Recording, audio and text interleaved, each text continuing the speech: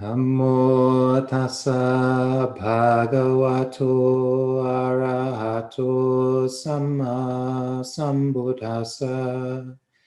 Namo tassa bhagavato arahato samma sambuddhassa. Namo tassa bhagavato arahato samma sambuddhassa. Buddhang dhammang sanghang namasami.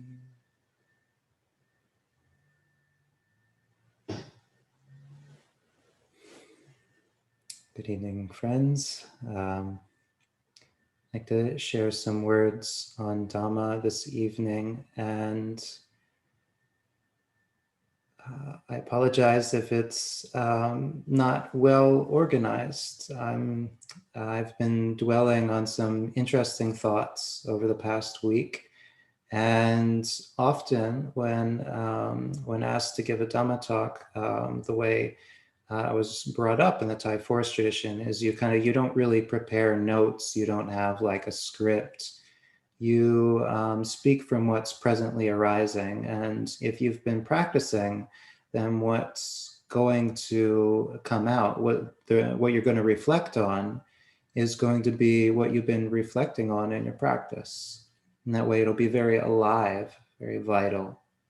What I've been reflecting on the last week is heady things like time and space and the nature of beings and existence.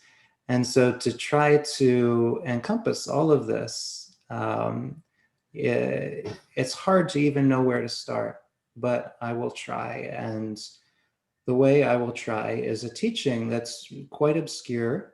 It doesn't happen very often in the Buddha's teachings, but one which I think is very relevant to practitioners in the modern day and age. So in the modern day and age, and this may apply to you or might not, we are often taught what was called in the Buddha's time the wrong way. And we call it the wrong way. This is a very technical term that monastics used in the time of the Buddha. We call it the wrong way just because it doesn't feel right. It feels difficult, it feels challenging, it feels weird and complicated and complex. It takes time to really bear fruit in the way that we understand the practice bearing fruit. The funny thing about the wrong way, though, is it's very easy to teach. And so that's why it's sort of the fallback of anybody who's trying to teach the Dhamma that's very complicated, or they're trying to teach how to practice in accord with the Dhamma. They can teach what we call the wrong way, or the way of equanimity, or the way of the restraint of fear. It goes by various names in the suttas, but it's taught, and the reason it's not wrong in the way like you're not going to get results, but it's just if you taught like the way that the Buddha taught in a sequential and clear and well expounded way, it would be happy along the way. You'd be getting joy and release, and you'd be reflecting on your goodness. And you would start by building up punya, generosity, connection with inspiring people. You'd practice the precepts. And as your precepts started to get better, you would relinquish your attachment to sensual indulgences. You'd practice renunciation, and then you'd find a bliss that is beyond all sensory existence, the bliss of the mind released. That would be the right way. The wrong way is you become aware of things arising and ceasing. This is the way that probably many people are familiar with. You're told, okay, sit and follow the breath. See it arising and see it ceasing. If something comes up, note it and let it go. Note it and let it go. And for many of us, our experience is, okay, something came up. Okay, it's really intense. Okay, I'm letting it go, but it's not going. It's not leaving. It's still here. This is not what I was told to expect. But many of us, and this is the reason why the wrong way is so taught, is if one has sufficient faith or sufficient wisdom, this way will still work. They will see the nature of reality for themselves simply by this effort of paying attention and coming back to it again and again and again. If they have sufficient faith, they will keep doing it. Or if they have sufficient wisdom, they will notice that they're suffering and they will say, why am I suffering? And then they will see why they're suffering and they'll get it. So the wrong way can still work. And this is most of our experiences as we start out and we want to get right to meditation. And I was also bringing this up this morning in the Sunday program. It's an unfortunate reality for many of us in the West is that our lives are pretty comfortable. You know, disease, it's fairly controlled. It's been less controlled in the last year, but you know, many of us are living a lot longer. Access to food, yeah, we get to eat 3 meals a day. 3, that's one too many. We get to be warm when we want to be warm. We get to be cool when we want to be cool. We have access to clothing.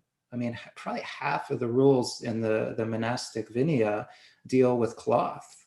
It was a luxury item. People were walking around in scraps in the Buddhist time. You know, cloth and gold were kind of like equal because you had to harvest those materials and then somebody had to spin them into thread and then somebody had to weave that thread into a garment. You treasured that stuff. But here in the modern day, it's just like, oh, you know, we have closets full of it. We don't even think about it. So our lives are comfortable, which means we often skip that part about developing a bright and joyous mind. We just say, okay, no, I've got that. I'm not worried. I'm not killing anybody. No, I'm not. There's no war. There's no real threat of violence. You know, it's like I share things with people. It's no big deal. I don't have to worry too much about generosity. And then we go straight to meditation, and we find that unfortunately, because we've kind of overlooked the preceding steps of developing a strong sense of sila, a strong sense of joy in just being who we are. We've jumped to meditation, and many people who start meditation, they find out to their shock that they don't even like themselves, that they're kind of like actively resisting the thoughts in their own head and judging themselves for having these thoughts. As if you jump to meditation too quickly like this, then meditation will not be a joyous experience. It won't be like you're taught to expect, that you'll sit down and just everything just wouldn't be wanted. There are some people who do that, who sit down on the cushion and they're told to let go, and they let go. And then there's the rest of us. We sit down on the cushion, and in about 5 minutes, we have the first and most dramatic of all meditation insights. My mind is crazy. It's out of control. It's running all over the place. It's like a monkey jumping from branch to branch. It never stays still. And now we have woken up to the reality of what our internal environment has really been like our entire lives. And we've begun the process of getting out of that mess. But often it's a kind of white knuckle experience of holding on, you know, trying to know what to do with all of these experiences that are arising. And so this is what we're often greeted with when we first sit down on the cushion, is trying to develop equanimity in a very diverse situation. And that word diverse actually comes up in a particular teaching of the Buddha. And in this teaching, the Buddha is talking about developing equanimity. And he talks about developing it in 2 stages. And the first stage is developing what he calls the equanimity based on diversity. And this is what many of us are experiencing and many of us are practicing, whether or not we realize it, is trying to develop equanimity with diverse experiences. And the reason I got to thinking about this recently is because I was reflecting on all the things I was interested in before I found my way to Buddhism and to meditation. And many people probably have similar experiences. I was interested in like the realms of existence. I was interested in what happens when we die. Like, are there other parallel realities like ghosts and angels and demons? I was interested in the mind. How does the mind work? What are the functions of it? And most importantly, what is it capable of? I was interested in, are there things I can do with my mind? Are there places I can go with my mind? Does it have capabilities that haven't yet been unlocked? And as I explored these ideas, I came into contact with all sorts of philosophies and religions and practices across the world. And I explored them and I tried to put them into practice. And maybe many of you have also come to Buddhist meditation from a similar path.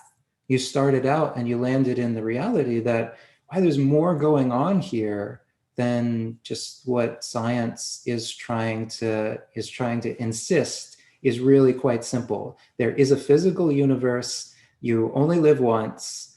There is no God. It's just random.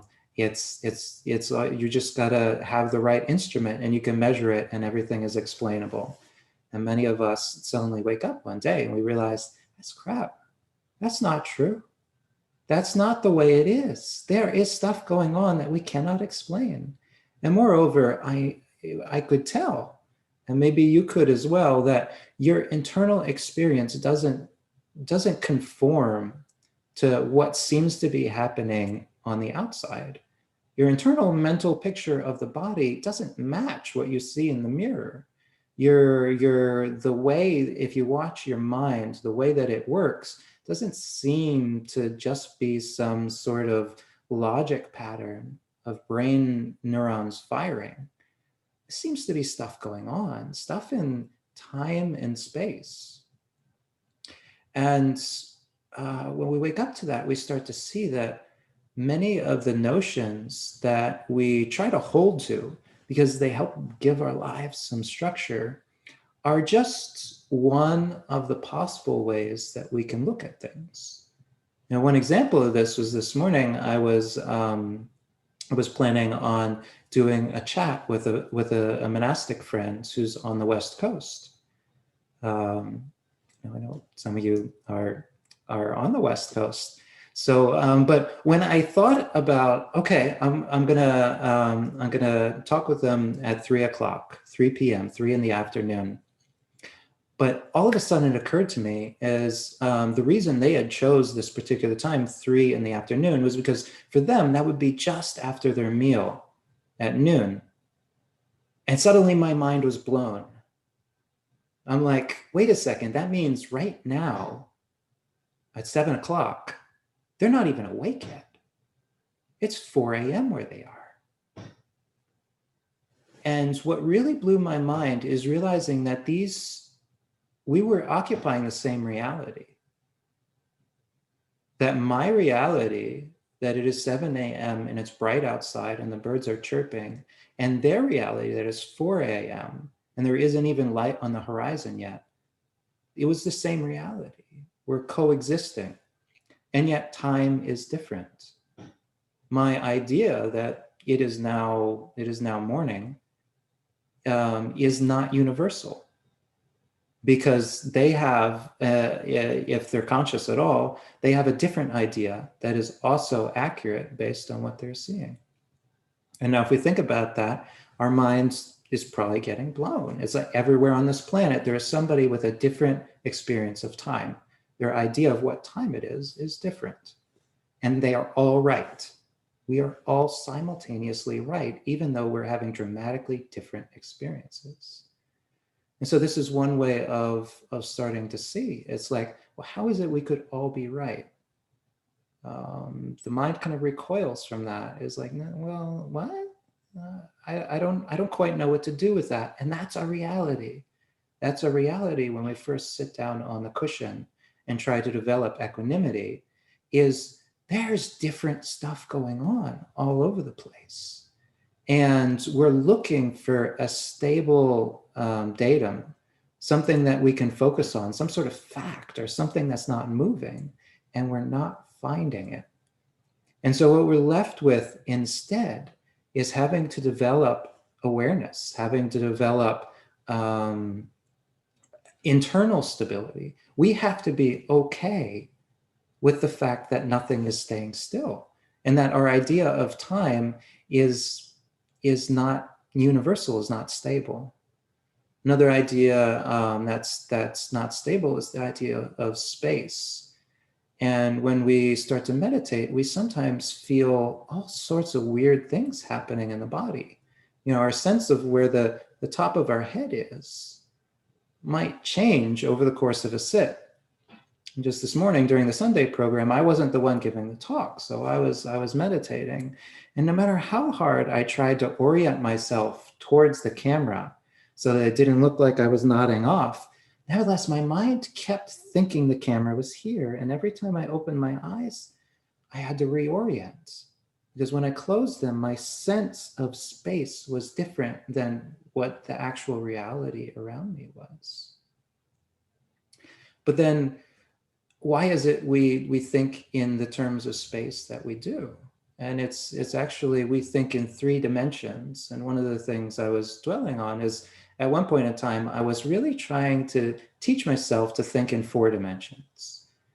And it just occurred to me, it's like, I should be able to do this. Why is it so hard? Something inside me knew that my insistence that things be in 3 dimensions and my inability to think in 4 dimensions was not universal. That there's no reason I shouldn't be able to think in 4. I'm just not good at it. And so I tried to step myself up. And you can do the same. And it's we often overlook the dimensions as they occur in our lives. But if you were to take your thumb and close one eye and then look at your thumb, and you don't have to do this now, but if you do it at some point, and now close your eye and then open it, and close your eye and open it. And now close your eye and open it in a particular tune, maybe Jingle Bells or Mary Had a Little Lamb.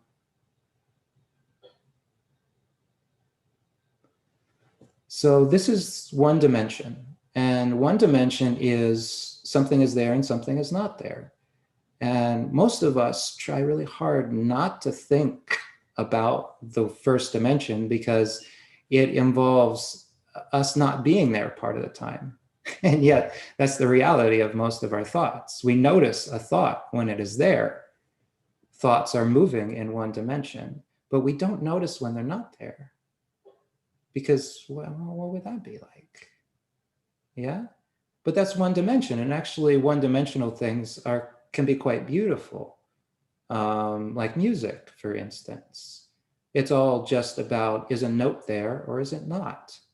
And then, of course, it has color and flavor, but these aren't dimensions. These are just qualities. They're shades or perceptions. Now, in 2 dimensions, things start to get more interesting. We take our thumb and we move it left to right, and we move it up and down, and we say, "Oh, wow, two dimensions. There's a lot going on. We can move it in all different directions. We can form." Suddenly, we start to get shapes, like shapes, 2nd dimension. That's really cool. But now, for somebody who's listening to music, the idea of shape doesn't enter in. What is the shape of music? The second you even, no, stop, that's crazy, stop. I don't know. But that's the reality, yeah? If you were to take a shape and then do the blinking thing again, now you have a much more complex experience. So we tend not to mix these things, but that's 2 dimensions. And the 3 dimensions, of course, you can just take your thumb and see it from all different angles.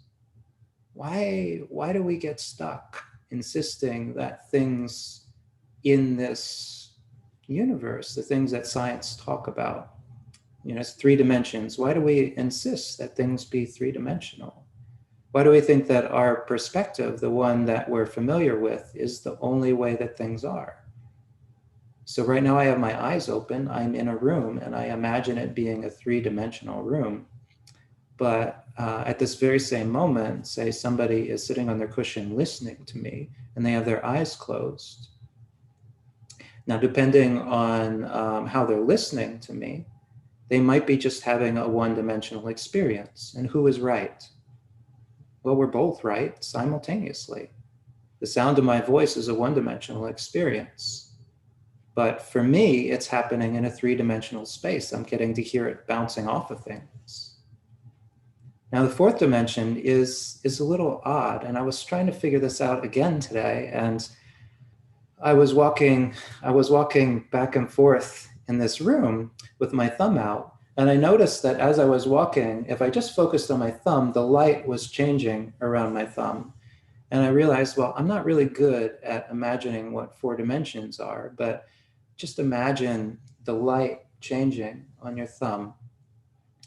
And now imagine that the lights are moving in the 4th dimension. They don't have to interact with the 3rd-dimensional space. So the lights can move all over the place, and you don't necessarily see the light. But as I was walking through, we got the overhead lights, and they were changing. And the thing about a 4-dimensional axis is the light could also be inside the thumb. And that's where things start to get funny. You're like, the light source could move in and out of the thumb, and I could see the thumb start to glow, and then it could move out somewhere else. But now, sometimes in deep meditation, this is exactly the kind of experience we have.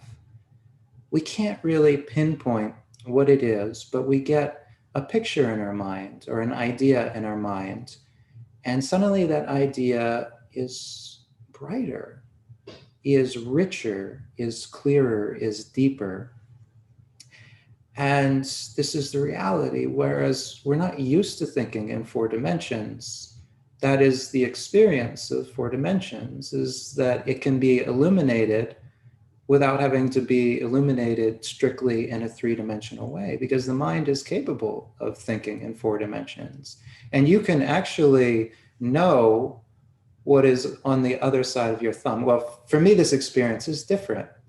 For me, the thumb has a nail. For you, you're seeing my thumbprint. Just another example, but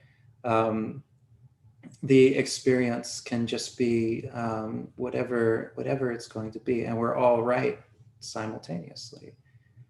So all of the experiences that we have in meditation, we're kind of stuck with this paradigm. It's all different. We want it to match. We want it to be the same. We want it to follow some logical pattern, but no matter where we look for that pattern, we cannot find it. And that is exactly why the equanimity based on diversity is so important. Because we have to let go in a very profound way. And we have to train ourselves to let go in a profound way. And the way that this is often described is notice things arising and notice things ceasing. This, as I described, is breaking it down to 1 dimension, starting with the simplest possible form of space. It's there and it's not there. And this is not necessarily going to immediately solve our problem. But it will help us see that when something is there and when something is not there, there is still an experience of awareness. There's an awareness when it's there, and there's an awareness when it's not there. And so that awareness is not dependent on the object. It's just the object is coming and going, but the awareness is still there. And so once we see this in our own experience, once we see, at first we're just following our thoughts and we're trying to get them to be quiet. But after a while, we realize that it is so stressful. And we just let the thoughts do their thing. And suddenly we start to perceive the gaps between the thoughts. And this is the beginning of that equanimity. We're realizing we don't have to follow the thoughts. We don't have to fix the thoughts. We don't have to judge the thoughts. We don't have to anything the thoughts. Just let the thoughts be, and they will come and they will go. And as we watch them coming and going, this sense of equanimity starts to build. And many people, this actually takes quite a while to develop, this sense of equanimity. And in my experience, often when we first sit down on the cushion, there is still some residue of wanting our experience to be orderly, because that's how we think when we're out and moving and doing things. And so we kind of need to get back to that equanimity every single time we sit down. We kind of have to find our way back to it. And the more times we have an experience where we've finally let go, and we're finally just letting things arise and cease, the easier it is to find our way back. This is what I often encourage people in their meditation, to really investigate the hindrances, investigate those things that attach us to our thoughts and get us to follow them and to judge them and to resist them or to make much of them. And to get to this experience of equanimity, this experience of a baseline of samadhi, of concentration, where we can see things arising and ceasing, to get to that experience, to know what it's like. And it'll feel something, it's really quite different. And for many people, they have to get there, again, the wrong way, through pain. They have a pain, and pain is one of the most intense triggers for the hindrances. And it's only in those times when they finally give up trying to resist it, and they just let the pain be there, that they get a glimpse of what it is like to see this pain simply in the one dimension, not giving it the three-dimensional quality of my pain in my knee causing me suffering, but they just see it as pain. Pain is there. Oh, pain is not there. Pain is back. Oh, no, it's not there. Oh, pain, not pain. Pain, not pain. And then even if it's there for quite a while, they start to see it's just pain. It's just a sensation. It's no different than a musical note. You know, we might not like the song, but it's just a song. It's just a melody, and it comes and it goes. Just like if we were listening to a radio station, sometimes it would be songs we like and sometimes it would be songs we don't like. But in that moment of letting go, they experience what some would say is access concentration, in the sort of like commentarial way of describing the steps leading up to samadhi. And this idea of access concentration is you finally have access to the capabilities of the mind. For some people, this is like the first time when pain is just pain and joy is just joy, when things are arising and ceasing and you're no longer following them, then you can see reality as it is. There's just awareness, there's just equanimity, and then there's everything else. And it is so diverse. And all of the things are existing simultaneously, and that's okay. This is the first experience many people have of contentment and gratitude and this odd sense of things being okay, even though they're completely a mess. This is part of the way that it's part of why it takes so much work to get here, is because we're not actually fixing any of our problems, or we're not changing the way our mind works in a fundamental way. We're still having the same thoughts when we do it this way. But nevertheless, if we have the sufficient faith and wisdom to track this down to this point of equanimity based on diversity, then all of the different realities are suddenly splayed out before us, and we're not going anywhere. We realize we don't have to go anywhere, and it's okay. Now, for many people, this takes time to become a well-worn path, but nevertheless, they get here, and they get to the point where they can get here at will. They know this is where they want to be. They know they want to be free of the 5 hindrances. They know they want to be safe. They know they want to be secure. They want that sense of gratitude, that sense of contentment. Gratitude and contentment, even with the pain, even with the suffering, even with the monkey mind. And with that basis of joy and lightness and freedom and contentment, their mind is able to compose itself, but very slowly, because you haven't really you haven't changed the fundamental way it's working. You've just taken your foot off the gas pedal, so to speak, and it's eventually going to roll to a stop, and you can get to samadhi. Now, the Buddha, in this way of describing the mindfulness or the equanimity based on diversity, he says at some point, even this needs to be abandoned. And this is what many of us find in order to get into actual samadhi, in order to get into an actual experience of what the Buddha was pointing to all those years ago in the Dhamma that he expounded. And the reason why it has all of these lists and these bases of foundations of mindfulness, the reason why there's the Four Noble Truths and the Eightfold Path and the Five Faculties and the Five Powers and all of these things, why would the Buddha have taught them if all we need to do is to sit down and be equanimous with all that arises? Well, the reason the Buddha taught us all these things is that at some point we start to realize we are in control. We are choosing our reality. We are choosing where we are directing our minds. And that this is a choice we have been kind of ignoring or putting off for most of our lives. We've been just letting habit, letting sankharas, preset conditions and mental patterns run the show, because that was the easiest thing to do.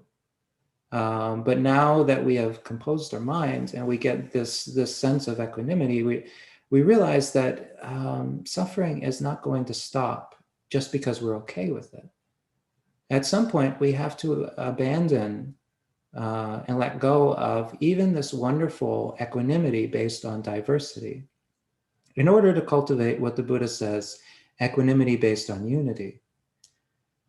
And this is something for which all of these different dhammas and all of these different teachings are useful for suddenly again. And even in listening to this, you're thinking in these terms. You're like, okay, yeah, this is the Buddha's teaching. He taught like this. It's sequential. It leads you onwards. Yes, this makes sense.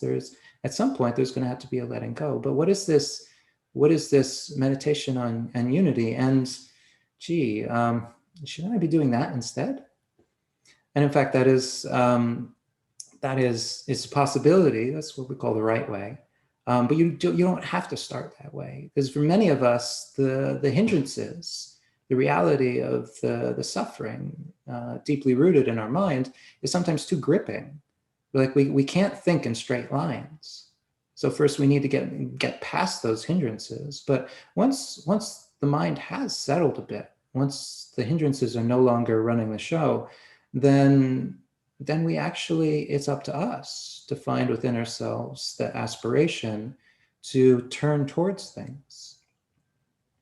And so in all that I've described in different ways of time and different ways of space, and even the idea of different forms of existence, I was thinking about the Buddha when he had cultivated samadhi and his mind was released from all its preconceptions. He was able to look back at his previous existences, and he saw existences where he was a Brahma god, and his mind could encompass 1,000 worlds all at once, such that he would be able to perceive the sneeze of a fly on a flower petal on one of these worlds, and yet in another existence, the Buddha was that fly on that petal, and the world was massive, and the idea that he could ever encompass even a foot of it with his mind was incomprehensible. And he would hear a little on a petal way over there, and he would be like, there are other flies out here. I had no idea. And both of these realities coexist in our world. And so even the realities of different beings with different perspectives on things coexist. So how could we possibly find something stable or something unifying in all of this weird cosmology? you know. And it's subtle, but it's probably something we've picked up on if we've sat on the meditation cushion long enough. Well, and if there's enough wisdom, we start to see that some of the things the Buddha was pointing to are always present. And it's why the Buddha taught in the way he did. You know, whether we're thinking in one dimension or two dimensions or three dimensions or four, the reality is there is something that is linking all of those experiences. And whether we're a Brahma god or whether we're a fly or whether we're just a human being trying to get the flies out of our face so we can meditate, the experience that unifies it all is, I'm going to be a monastic, suffering. That is why the Buddha pointed to it, is because it is a stable datum. It is the one thing that is there in all of those experiences. The one thing that is subtle and easy to overlook is that is actually the thing that is reliable in all of those experiences, whether it is gross and painful, like a pain in the knee, or very subtle, like the subtle little anxiety of this thing that we're looking at in our minds that's really beautiful. We know it's going to end. That kind of melancholy. It's like, yeah, this is nice, but it's not forever. Even that is a little form of suffering. Well, the Buddha actually, he surveyed all of reality with his mind, and he surveyed all the possibilities for time and for space and for existence. And he tried to come up with a solution to this problem of suffering. And he in fact found some things that you could say about any experience for anyone anywhere. And this is what he taught, and this is what we can start to pay attention to and turn to in our meditation. We can notice this quality of suffering, but we can notice that its underpinning is a particular idea, and this idea is that there is somebody to suffer. And when we see that that is at the heart of our problem, this idea of somebody here, and that's the reason there is suffering. We have seen this kind of ghost that's hovering there in every single experience we've ever had. So an experience, whether it's an experience of it's 4 a.m. or an experience of 7 a.m., would just be that experience if not for the person who is groggy at 4 a.m. and wide awake at 7 a.m. It's this person that suffers.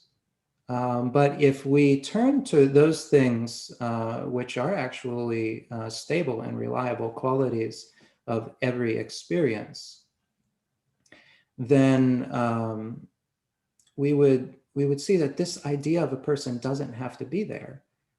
We can start to actually to filter it out.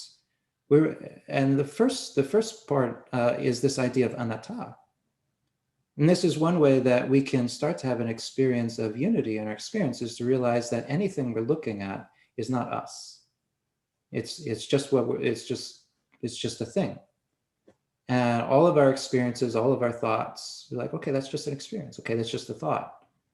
Once we start to turn towards this idea of it's not me, it is a thing. The more we do it, okay, it's not me, it's a thing. It's not me, it's not mine. It's just it.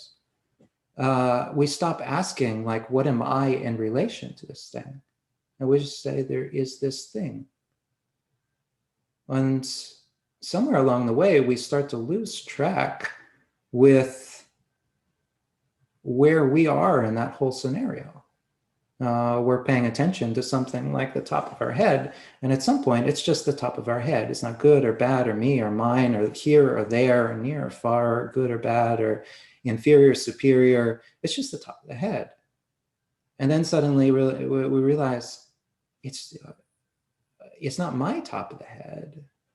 I've somewhere along the way, like whether it was minutes or an hour ago, I stopped thinking of it as the top of my head, and I just thought of it as the top of a head.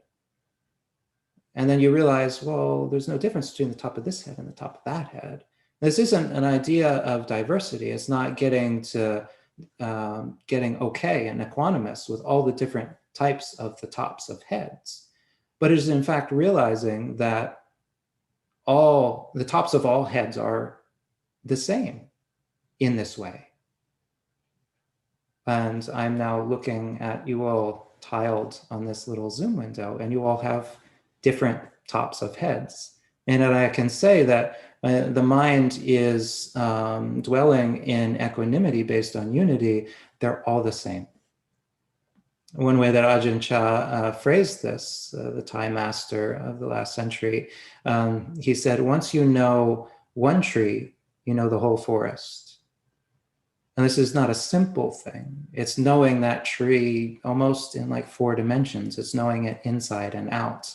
And like with my thumb, when I can know it as you do from the other side, even though I can only see this side, when you know something so fully, you don't even have to dwell on all of its qualities and characteristics, but it's just what it is.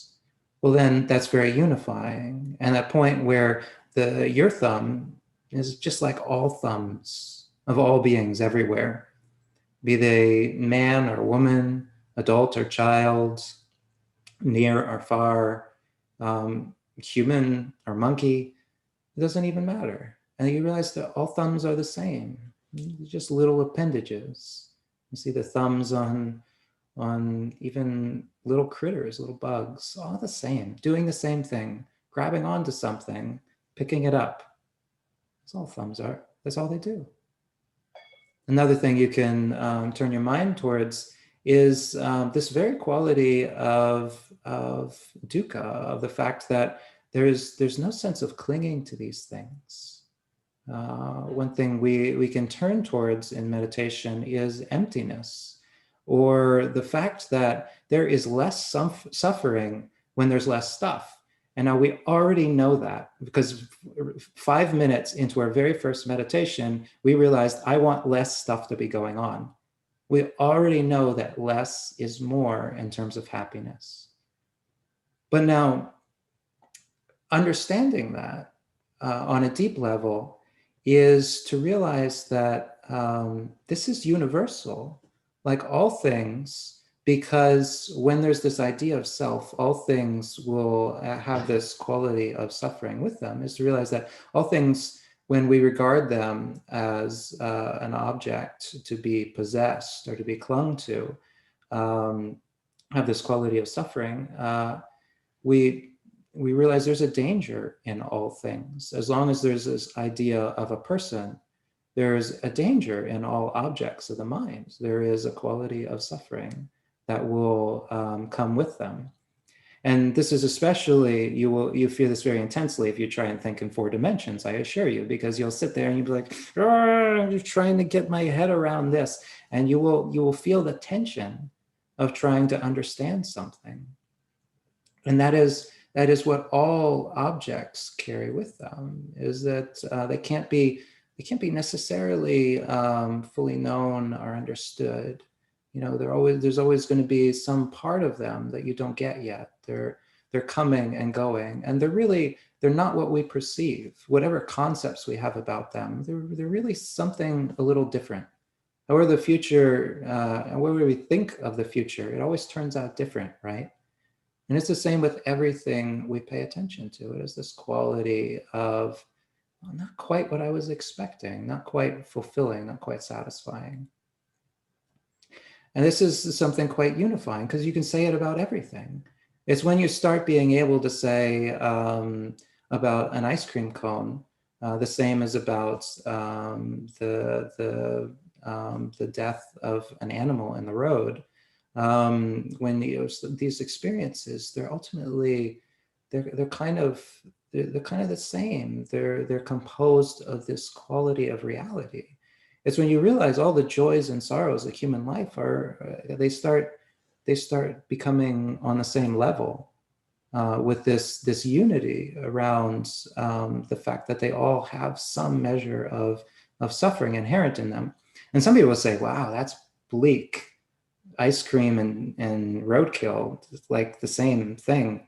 But nevertheless, you'll have this experience in meditation, and to know that it comes when we look for it. It doesn't come just by sitting and waiting for it to come.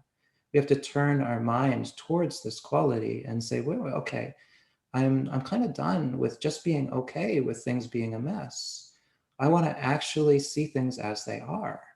And so, yes, this one experience that I really like has suffering with it. And this one experience that I don't like has suffering with it. And you start to see your whole life just spreads out, and you realize that's all it was. It was just a kind of a symphony of different varieties of this kind of suffering or this reality. And then we stop existing for a minute. We realize, okay, it's just our life. It's just like as if we were watching a play. And then the characters exit stage left. Okay, we get up and we go. And when we start to think of our own life that way, then we're like, it stops being so dangerous, and our minds can actually come to real unity, to real samadhi. Because there's no longer any idea of it's our mind. There's no longer any idea it's us. It's just part of this. One of the last things that we can turn to really get this sense of unity is aneesha. And that is just getting this sense that things are coming and going, just getting this sense that there is no stable datum anywhere, except the qualities. And how could we possibly understand aneesha without having like stuff to base it on? And that's one of the interesting things about the mind, is that there is one thing that is not aneesha, and that is nibbana. And this is like, wait, what? That is, for those who reach the pinnacle of meditative attainments, they get to experience this. They get to see the very consciousness with which they thought they were existing and perceiving reality. They get to see it stop. And there's still something there. There's still something there without consciousness. And then consciousness comes back, and they're like, even that was impermanent. And yet there was still something. And we can't really say what it is, because we can only describe things that are. And yet there is peace. There is stillness. There is that which is not the object. And so when we start seeing our thoughts, we can actually start turning towards the fact, yeah, but there's a gap between them. What is that? What is that space? And the Buddha said, dwelling on this, reflecting on this, is like, this is sublime. This is wonderful, the stilling of all formations, cessation, nibbana. And it's turning towards this quality that everything has of being temporary. Knowing that it can't threaten us, it can't harm us, no matter how scary it is, because it's only here for a short time. And when we can see every experience knowing, okay, yeah, but it's going, it's just passing by. But there is this stability of the mind that is not passing, not going by. And we start to turn towards that and value that and make much of that, and realize that happiness is not found in the objects, that it is found in the peace, it is found in the awareness, and it is found in stability and knowing that all things come and go. And this is a unifying principle for the mind. And it's one of the first breakthrough insights that the Buddha describes along the path to enlightenment. The first stage of enlightenment is just to realize this about everything, to have that one unifying moment of realizing everything is impermanent. And it's such a breakthrough moment, because when we don't actually get it until we turn towards it. And this is why enlightenment doesn't happen by accident. We have to look for this. We have to turn towards it. We have to get tired of looking for something that's stable. And we have to instead say, no, I'm going to turn towards the fact that nothing is stable. I'm going to turn towards the fact that it's all going to end at some point. And then somewhere along that journey, we stop thinking about ourselves. And the reason this is such an earth-shattering kind of insight is because at some deep level, we don't even know all the ways that we create ourselves. But in that moment where we've turned towards the sense of impermanence and aneesha and things fading completely, fully, totally, such that we forgot to create ourselves, in that moment, we can finally see that everything that we thought was ourselves is just arising and ceasing like everything else. And there's no going back at that point. And the thing is, even if we could go back, and some people, after reaching that first stage of enlightenment, they're like, where did it go? They're kind of confused by that whole thing. It's like, I know there was something there, and it seemed so important at the time, but I can't remember what it was. But even if we could go back, many have said along the way that they wouldn't. Because there's this idea that ignorant people share about ignorance is bliss. But when you have finally directed your mind to the ending of ignorance, you say, no, it's not bliss. No, bliss is bliss. Ignorance is ignorance. And so you can never go back to being ignorant once your mind has finally tasted this equanimity based on unity, on something that's actually reliable, not necessarily stable, but reliable. When it's only something you get by looking for it.